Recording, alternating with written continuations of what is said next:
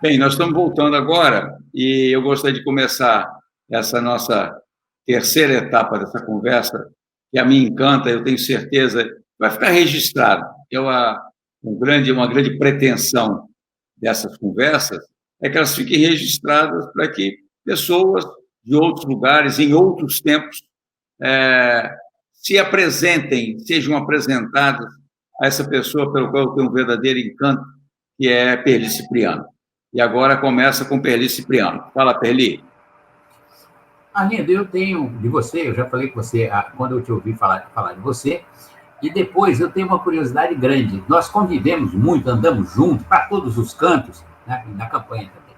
Mas eu quero dizer o seguinte: onde foi que o Arlindo ganhou essa visão avançada, moderna? Eu, quando era secretário de Justiça, sonhava, eu tentei que o PROCON criasse uma espécie de um título de cidadão. Não é cidadão, para puxar saco de ninguém, que desse a você. Você é um cara que tem muita noção dos direitos. Você sempre me impressionou, os direitos. Aí o cara falou, o Arlindo é capaz de ir lá no PROCON e dizer assim, comprei uma geladeira, ela está com defeito. Porque o meu dinheiro eu ganhei com trabalho. Portanto, tem que ser... Quer dizer, você... Não estou falando que era isso, não. Mas eu estou dizendo que eu quero dizer que você é um cara que tem muita sensibilidade. E eu direi assim, um dia a Regina falou comigo, eu gosto muito do Arlindo, porque o que ele fala a gente entende.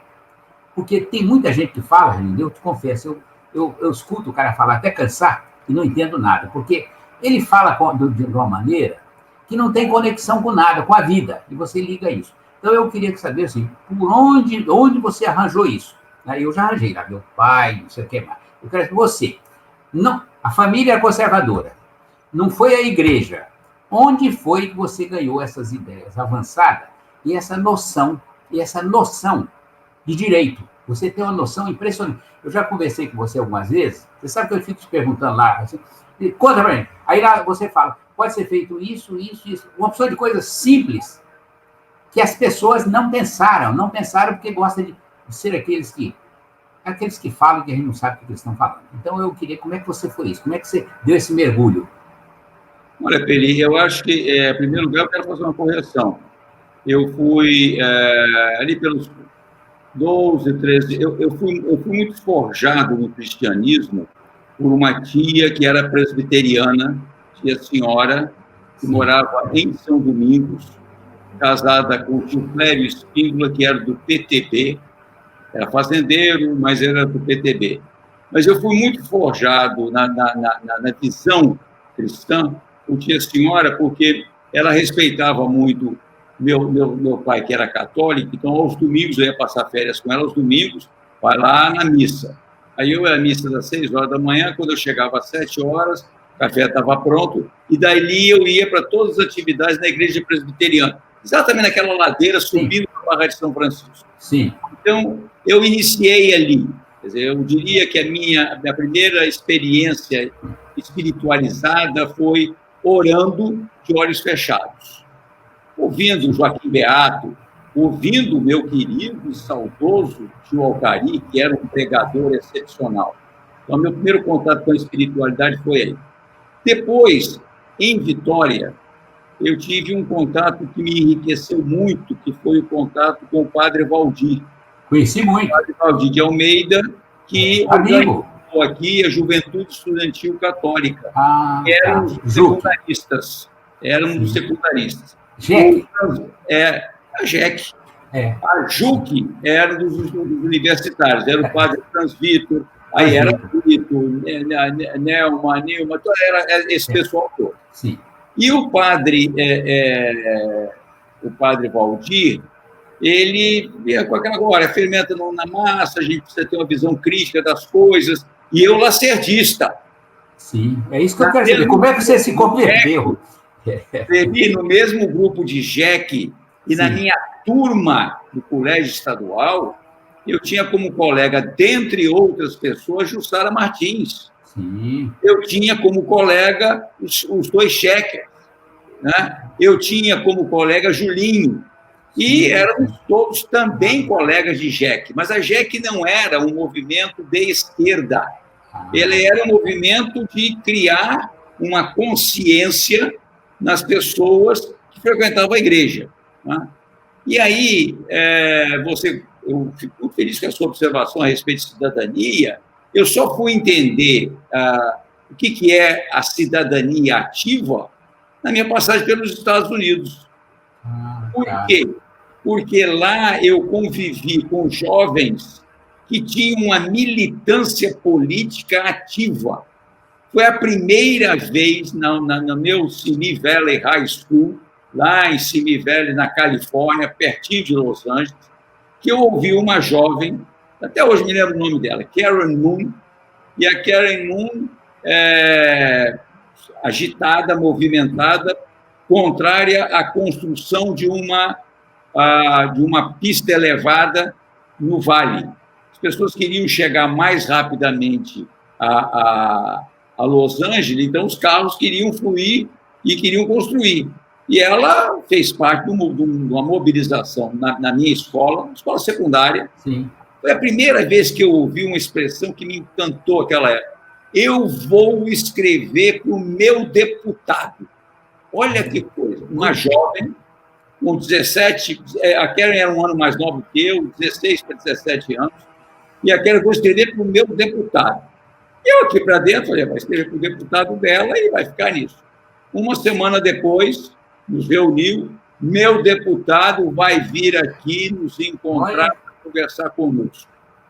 Então, essa noção de responsabilidade social, de começar a minimamente olhar para as coisas, né?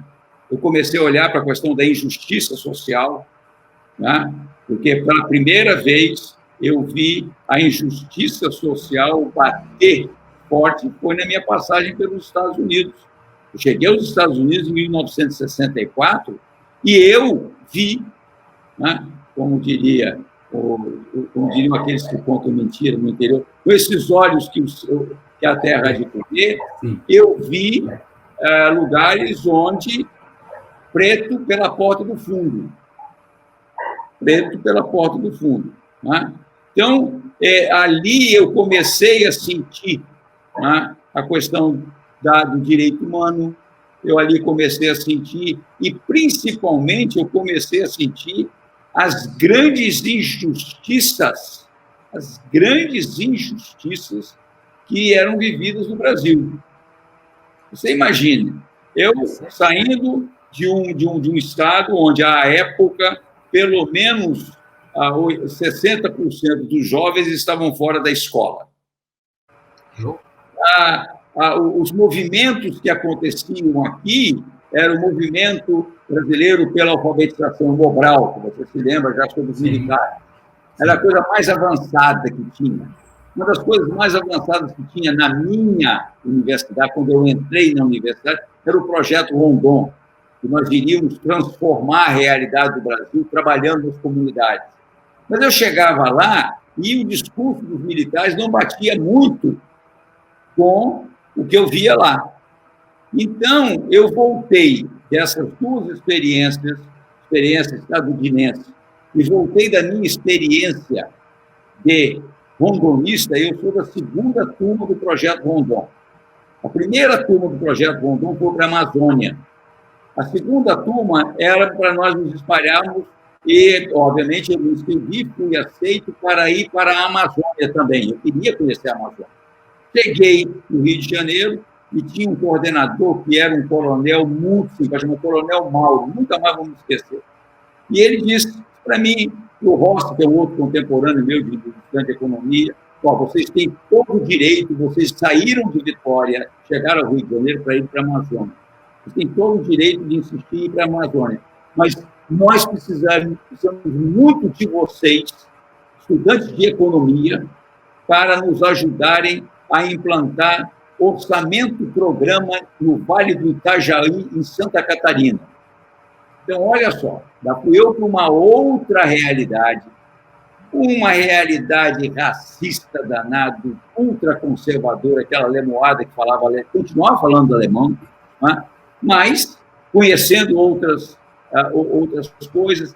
Então, eu fui me forjando, não como uma pessoa de esquerda, Eu não posso me entender. Hoje eu me entendo de esquerda. À época eu era visto como de esquerda. Na época da faculdade, você pode imaginar os meus colegas mais conservadores, não, Arlindo, para de conversar com Pedro Mansur. Pedro Mansur claro. Comunista. Pedro Mansur Sebastião Salgado. Hein? O Salgado era muito reservado, ele. Salgado era mais da Juque também, né? Era muito reservado. Mas não, você não pode entrar na chapa do diretório do Mansur, porque o Mansur é uma chapa de esquerda. Lá fui eu virar secretário na chapa do Mansur. Eu tive também, eu sou muito bafejado pela sorte. Então, eu tive a sorte de entrar na universidade em 1966 e, naquele ano, estava acontecendo o primeiro curso de pós-graduação em economia na Universidade Federal do Espírito Santo, que era o curso da CEPAL-ILPES, patrocinado pelo Banco Nacional do Desenvolvimento Econômico, sobre problemas do desenvolvimento econômico. Eu era calouro da turma de economia, mas virava e me metia lá para ouvir. E foi a primeira vez que eu me dei conta de que a coisa mais importante em você ouvir pessoas que têm muito mais leitura, muito mais vivência que você, é porque você aprende o limite você entende o limite da sua incompetência. Né? Estou ouvindo Carlos Lessa, ouvindo Conceição Tavares, né? Convivendo no corredor com Paulo Augusto Vivaco, Lélio Rodrigues e tantas outras pessoas, eu comecei a me forjar como alguém que não estava satisfeito com o que estava no mundo. E aí comecei a ser visto como sendo de esquerda, porque eu me diferenciava dos meus colegas, antigos colegas lacerdistas, porque eles diziam, isso está errado, mas sempre foi assim. E eu já dizia, isso está errado e precisa ser mudado. E eu aí comecei a ser visto como de esquerda, mas não fui identificado como tal. Eu fui fichado, porque participei daquela marcha de 68 do Edson. Se lembra quando o Edson foi? E nós saímos aqui do restaurante universitário que funcionava na Capixaba e fomos caminhando até o Dominó. Lá foi que a Zélia, o César Ronald sumiram. Eu fui rever a Zélia 30 anos depois, me convidou para um seminário no Uruguai. Então, você veja, isso que você está dizendo, o Arlindo da esquerda, o Arlindo humanista, ele foi ganhando toques e retoques aqui e acolá. Você sabe muito bem o trabalho que você teve com o novo entrante Arlindo no Partido dos Trabalhadores, porque eu tinha perguntar sobre isso. O secretário do Eurico. Eu tinha trabalhado com o Arthur, eu te defendi de maneira radical. Eu achava você um homem muito corajoso. Já tinha aquela história de que você era muito inteligente, mas agora, quando veio enfrentar o PT, eu já conhecia o PT. Falei, esse homem é muito corajoso, eu já te admirava, mas aí eu passei a admirar mais. Era muita coragem. Agora, contribuiu muito. Dessa sua transformação aí, quando você volta, você sai do Brasil, ainda estudante universitário, já perseguido político, já fichado, já carimbado, com o dedo lá nas fichas, você vai para a União Soviética, vai para a Ucrânia, né? Que era da União Soviética, e você volta. Que Brasil você encontrou? Qual foi qual foi a sua derivada a partir daí, dessa sua experiência europeia, e que aí, pelo que eu entendo, era uma experiência cosmopolita, não porque a Ucrânia fosse cosmopolita, mas era cosmopolita porque você conviveu com gente do mundo todo. Do mundo todo. De fato, eu não vivi o 68 aqui no Brasil. Eu vivi lá, ouvindo falar muito lendo o que podia ler. Eu lia qualquer coisa que aparecia, sobre o que estava acontecendo na Alemanha, na França, no México e também no Brasil. E tinha, uma quantidade imensa de gente de diferentes países. Então, eu vivi o 68 por um outro ângulo. E aí, eu não terminei o curso, eu tentei muito contato com a Embaixada Cubana, eu queria voltar para ir para a guerrilha, era meu grande sonho, tá? O meu sonho eu seria cabo guerrilheiro, eu achava que um dia, não pela coragem, nem pelo mérito, mas eu queria ser cabo, pelo menos cabo no exército. Nunca tive grandes pretensões, mas eu digo, se alguém não me der por coragem, nem por mérito, eu vou dizer, eu sei cortar cabelo. Podia ser, né? E se me negasse aí, se eu dizer, eu sou dentista, aí eu acho que talvez eu conseguisse essa promoção. Então eu sonhava voltar, mas Cuba já começava a ter uma corda no pescoço, que a União Soviética não queria deixar sair ninguém mais de lá para ir para Cuba. Eu tentei, não consegui. Aí voltei, passei por Valadares, depois estive lá no interior, o meu primo, Zé Cipriano, e de lá eu fui ao Rio de Janeiro, conversando com a Polônia de Carvalho. Eu queria voltar para integrar diretamente a ALN. Eu tive com uma pessoa da ALN, de Moscou, assassinaram essa figura. Esse era o meu projeto, mas o grupo de esquerda que eu fazia parte aqui, todo ele foi para o PCBR, Partido Comunista Brasileiro Revolucionário, todo ele. Só eu que queria ir para a ALN. Eu acabei indo ao Rio de Janeiro e tive uma reunião com Apolônio de Carvalho, essa figura lendária. Eu acho que no mundo, eu acho que o Ormando de Moraes, que falou, o Apolônio de Carvalho, não sabe se ele é um santo comunista ou um comunista santo.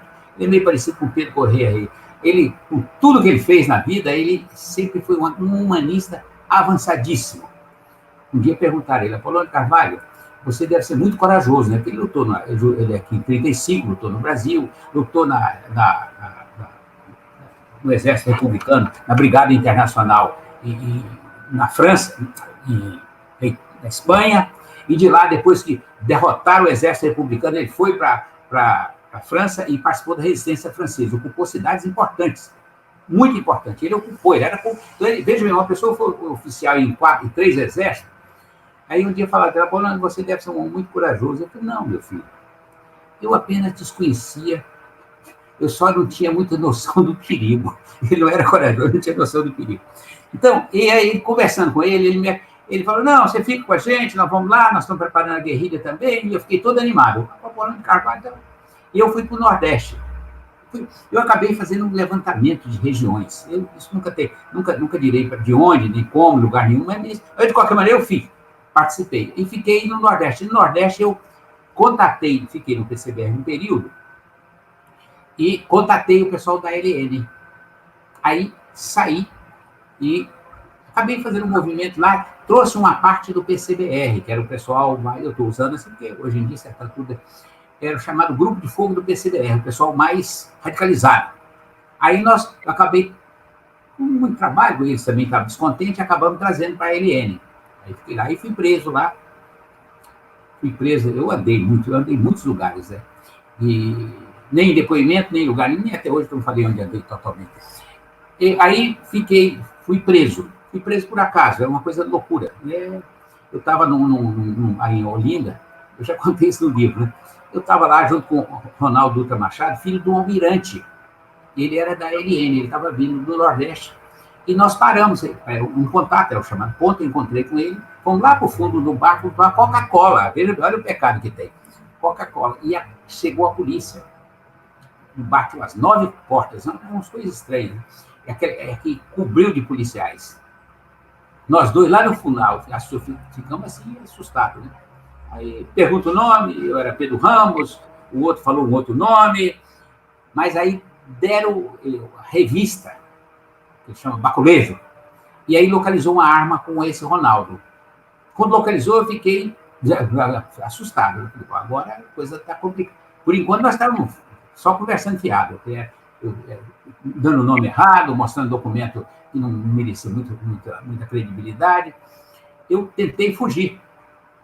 Abaixei, peguei na perna da calça de um soldado, derrubei ele em cima de uma cadeira, de uma mesa, e corri. Eu consegui sair. Desse lugar, fugindo. Porque, de repente, as pessoas... E caí.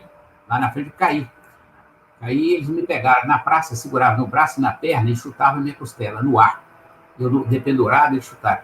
E eu olhava assim, eu vi uma pessoa, um soldado alto, com sangue do lado, assim, porque acho que na queda ele machucou.